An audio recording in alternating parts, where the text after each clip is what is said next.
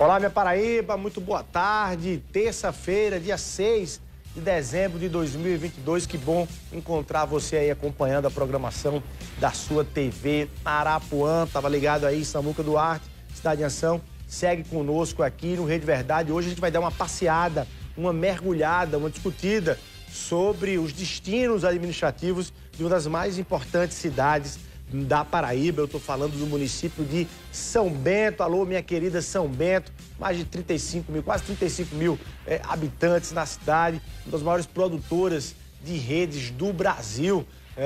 Querida São Bento, eu estou falando do prefeito Jacques II, do médico urologista Jacques II, que está aqui conosco. Vamos dar uma mergulhada. Prefeito, muito boa tarde. Muito obrigado pela sua presença aqui no Rede Verdade. Boa tarde, Luiz. Boa tarde ao seu telespectador. Obrigado, a presença e o chamado a estar aqui no Rede Verdade, a todo o sistema Arapuã. É uma honra para mim estar aqui debatendo a boa política, a política que deve ser feita. A gente tentou até fazer uma agenda do Novembro Azul, e com a Copa do Mundo a gente não conseguiu, mas aproveito também para... O Novembro Azul acabou, mas você como um grande interlocutor de toda a Paraíba, e pela grande audiência, aproveitar para dizer a esse homem que o Novembro Azul acaba, mas o cuidado com a saúde masculina deve continuar. Estávamos antes de entrar aqui falando exatamente do cuidado da saúde masculina não ser um hábito, e essa falta de hábito não faz bem ao homem. Saiu recentemente a expectativa de vida da mulher, 7 anos, se mantendo 7 anos a mais de expectativa de vida do que o homem, é exatamente um dos pontos, é a falta do cuidado da saúde. Por causa dos cuidados. É a falta de cuidado, do hábito de se cuidar da saúde masculina. É o mito do super-homem do homem, né? O homem acha que não precisa se cuidar, e a gente tem que copiar o modelo da mulher, que faz isso de maneira muito natural, e é um dos fatores que leva a mulher a ter, sim, uma expectativa de vida, e mais do que uma expectativa de número de vida, é ter uma melhor vida, sofrer menos. A próstata, assim como a mama na mulher, são glândulas que não avisam quando vai adoecer. Então, daí a grande importância do homem seguir fazendo os exames da próstata, mesmo sem sentir nada, assim como a mulher faz a mamografia, ultrassonografia. E posso te garantir, Luiz, a mamografia para a mulher é um exame muito mais chato, muito mais incômodo, essa é a palavra mesmo, perfeito, do que o toque retal, que é um exame simples, indolor, e ajuda muito o urologista a fazer um diagnóstico precoce. Na verdade, o toque retal mexe muito mais com a cabeça do homem, do que fisicamente, do ponto de vista do incômodo ou da dor. Exato, o toque é um exame muito simples, ele dura menos que 10 segundos, ele não dói, É porque o homem não tem o hábito de se cuidar. Até a gente estava falando aqui antes, você, nós temos a mesma idade, e a gente, quando saiu do pediatra, nossos pais, no caso, minha mãe, não levou para a gente ter um hábito de cuidar, E a menina não, a menina tem a menstruação, está virando mocinha, já vai para a ginecologista. E grandes os problemas de pênis, de testículo, começam na adolescência. E aí o menino não tem um contato, nem a orientação médica. Até esconde, Esconde. Perfeito, esconde. E aí a gente vê, na realidade, sífilis, uma doença milenar, secular, voltando.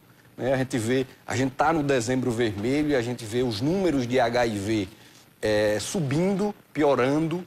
Então, vê algo que já devia ter um controle total, a gente está tão atrasado. A gente tem, por exemplo, o Brasil como um dos piores países em câncer de pênis do mundo, e que a prevenção com lavar o pênis, com fazer a postectomia, que é a cirurgia de fimose, tratar a doença sexualmente transmissível, resolve. Ou seja, não é caro, é simples. O que falta muitas vezes é esse homem ir ao médico, mostrar, não ter a vergonha, e realmente poder se cuidar. Ô, prefeito, quem lhe acompanha, poucas vezes, e até lhe ouvindo agora fazendo esses importantes alertas, já percebe que você é apaixonado pela essa área da medicina, você é apaixonado pelo que faz como médico, como especialista no tema. E aí eu já começo a nossa conversa aqui perguntando, você já esteve aqui algumas vezes, não no Rede Verdade para falar de política, já esteve aqui em outros programas da casa para falar sobre medicina. Como é e como foi o médico, o doutor Jacques II, como prefeito de uma cidade, como administração municipal, que não é uma coisa fácil.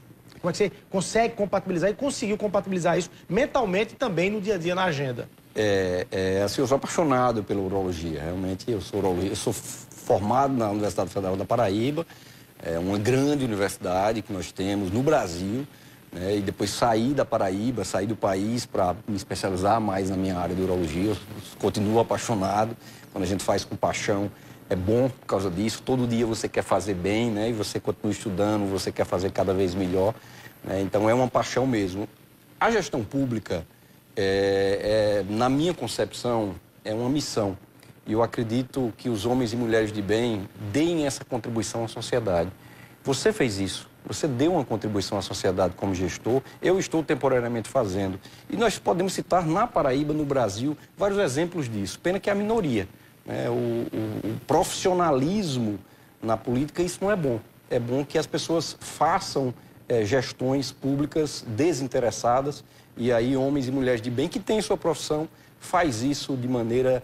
E aí a coisa é mais natural e quem precisa mais acaba recebendo mais, né? Então... Diversifica, amplifica e pluraliza também as ações, porque você pega um quadro da sociedade e coloca para a política, diferentemente daquele cidadão que já nasceu para fazer política a vida inteira, o que não tem nenhum demérito, porém, enfim, você perde de ter outras qualidades. Nós temos muita gente boa que fez da política a vida inteira, mas que faz uma política correta. Mas não é a regra, é a exceção, né? Então, eu acho que ter quadros que não são profissionais da política engrandece a política.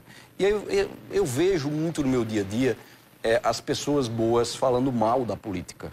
Isso é muito ruim, porque a boa política precisa de todos, precisa de um conjunto de uma sociedade atuante para que as coisas aconteçam. E nós não vivemos numa bolha, né? Muitas vezes eu encontro pessoas cultas, inteligentes, bem formadas, que têm uma interface na sociedade muito forte, falando mal da política. Eu sinceramente fico triste. Por quê? Essas pessoas podiam estar dando uma contribuição na boa discussão, de maneira séria, até sendo gestor, e dar realmente uma contribuição. Quando a gente tem um afastamento de pessoas boas, idôneas, honestas da política, quem perde é a política, né? E todo esse processo acaba sendo muito ruim para a cidade, para o Estado e para o país. Então, o afastamento de pessoas boas da boa política não é bom. E na democracia você só tem duas posições. Ou você é representado por alguém, ou você, não satisfeito, vai lá e representa. Exato. E aí, essa é a solução, né? Não só ficar reclamando em rede social, né? Mas vamos discutir, vamos propor saída e até, quem sabe, você quer ser um agente dessa transformação, né? E você pode agir desinteressadamente, porque aí, quando você age interessadamente, você faz uma gestão pública, de fato, para quem mais precisa. Mas sua experiência em São Bento, especificamente, o que é que você pode destacar? O que é que, de contribuição desse quadro em São Bento, você conseguiu e tem conseguido destacar em linhas gerais, naturalmente? Porque aí a gente vai para as questões específicas. Assim, eu tenho realizado muitas coisas que eram sonhos de São Bento, né? Isso engrandece a gestão pública. Agradecer a todos e todas que contribuem diretamente. Nós temos um corpo de secretários, coordenadores, de gestão muito forte e muito técnico. Por exemplo, nós temos uma Secretaria de Meio Ambiente que é concursada, né? Na Paraíba tem 5 cidades fora São Bento que tem gestão ambiental ativas. São Bento é uma delas, começada há apenas 3 anos. Né, algo tão importante. Aliás, ganhou o prêmio nacional, uma das 3 cidades, São Bento é uma das 3 cidades do Brasil que foi reconhecida nacionalmente por projetos sustentáveis de exploração dos recursos naturais de forma sustentável. Exato. A gente, com 3 anos de gestão ambiental, nós fomos premiados nacionalmente pelo Instituto A3P, ligado ao Ministério do Meio Ambiente, né, e recebemos recentemente em Brasília, quer dizer, 3 projetos chegou ao final. Só um do Norte-Nordeste, que era São Bento, né, de uma cidade de São Paulo e o outro da Advocacia Geral da União do Distrito Federal, né? Então a gente estava junto com o Distrito Federal e junto com São Paulo numa premiação nacional. E qual é o projeto de São Bento? Qual era? Olha que interessante. São Bento é um calor danado. Aqui em João Pessoa, que estamos agora, está um calor danado. Foi o que nós fizemos. Em 2019, nós colocamos energia solar em todas as escolas do município. Não foi agora 2022, foi 2019. Então, São Bento foi a primeira cidade no país a ter 100% de sua rede coberta por energia solar. Isso gera uma economia e a gente dá, na prática, o exemplo ao nosso aluno. né? E mais do que isso, toda a água da chuva, Luiz Torres, que cai nessa escola, a gente guarda, armazena e utiliza na limpeza. O ar-condicionado, a gente reutiliza essa água também na limpeza. Ou seja, o uso sustentável dos recursos que a gente desperdiça. Na escola. Ou seja, a criança vê aquilo acontecer, ela só não escuta falar, né? E mais do que isso, a gente fez isso em 2019, e não só em São Bento, mas na nossa região, deu um grande salto, né? Nós estamos vivendo no Brasil esse salto da energia solar, um pouco tarde, mas estamos vivendo, que bom.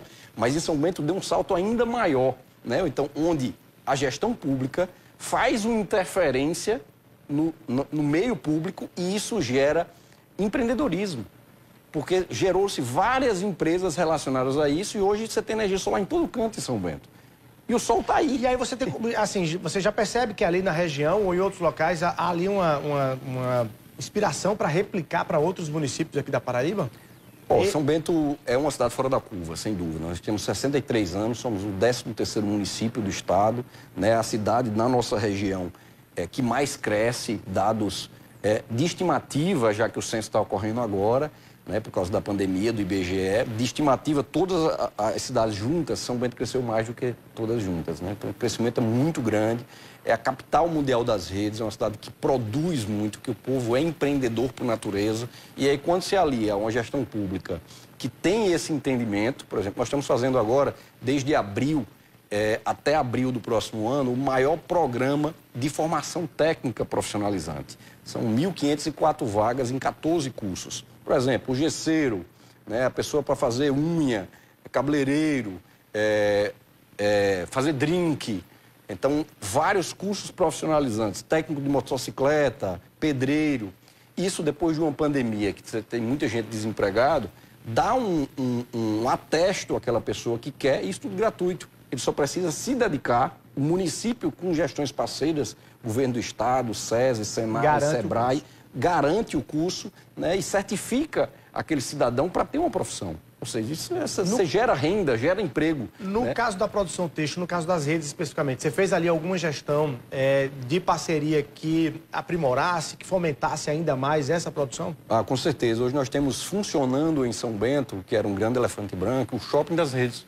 Então, todo dia você vai lá em São Bento, você consegue comprar não só a rede, né, mas todos os produtos têxteis, como pano de prato, por exemplo.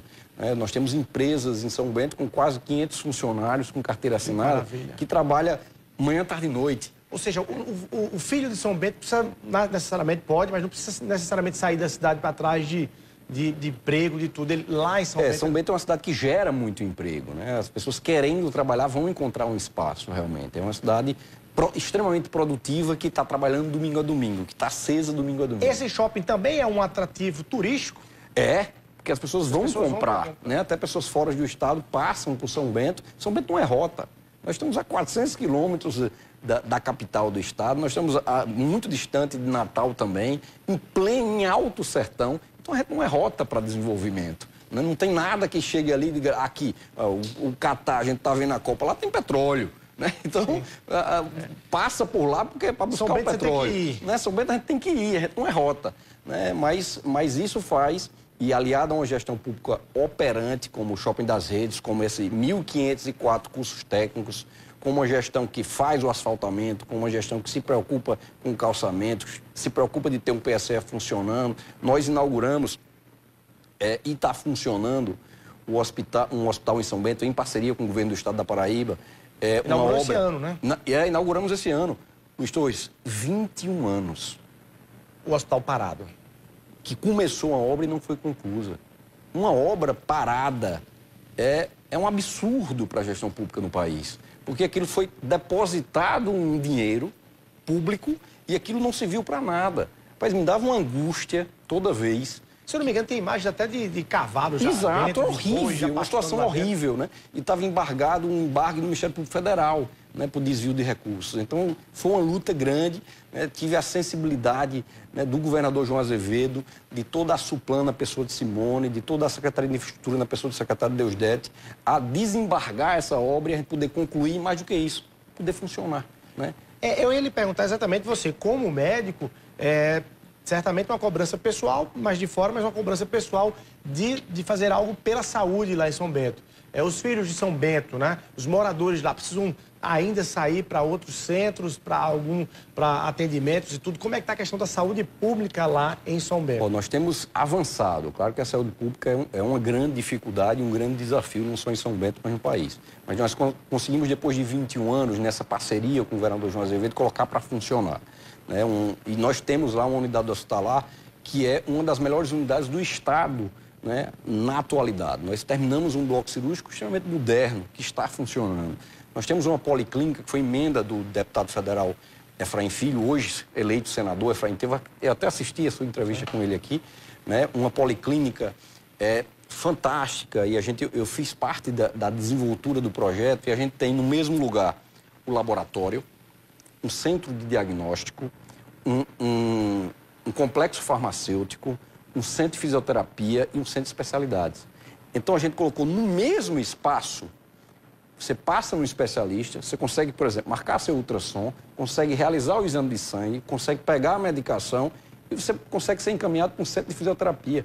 Tudo no mesmo espaço, numa área central. Né? Então, é difícil a gente ter isso na saúde privada. Né? Você ir para um lugar e, nesse mesmo lugar, você fazer, um exemplo, ultrassom, exame de sangue, pegar o remédio, fazer a fisioterapia e fazer a consulta. Num complexo. Né? Certamente deve estar recebendo moradores de outras cidades ali da região. Então acaba sendo muito bom para o paciente. Isso tudo com acessibilidade, tudo novo. E a gente está fazendo, inauguramos esse ano também, Luiz Torres, e uma sala de espera lá com redes. Com redes? Com redes. Olha que bacana. Tem que ter, né? Exato. E nós estamos também concluindo lá, em uma escola moderna no município, que nós vamos inaugurar em 2023, uma redoteca. Como é isso? É a biblioteca na capital mundial das redes. Então é tudo eletrônico e não tem cadeira, é tudo rede. Então a gente vai estar para inaugurar. Ainda mais a própria cultura e o uso das redes. Não só a rede, mas a cadeira de balanço de rede, né? Colocar na cabeça produtos de rede, né? Então, uma coisa inovadora, né? Você tem um centro de saúde, um grande centro de saúde que a gente está desenvolvendo lá, um local para você esperar se balançando na rede, por exemplo. Eu ia lhe perguntar exatamente sobre isso, porque a gente percebe que você relata aí algumas iniciativas inovadoras, né? Pioneiras, e algumas reconhecidas e premiadas, tanto na área do meio ambiente, mas em outras áreas também, né? Educação e tudo. Isso faz de você, ou faz de São Bento, e faz da sua gestão, talvez ali um espelho, né, para outras cidades na Paraíba, ou para a própria gestão pública na Paraíba. O que também gera uma cobrança sobre o destino político de Jacques II. E aí é o que eu quero perguntar, se todo esse legado, né, de pioneirismo em algumas iniciativas, das mais simples às maiores, você já começa a ser chamado e instigado para dar outros passos na política para além do município de São Bento. Se você pensa nisso, mas você pensa um pouquinho aí, vai responder daqui a pouquinho, a gente vai rapidinho para o intervalo comercial. Um minutinho, a gente está de volta aqui no Rede Verdade.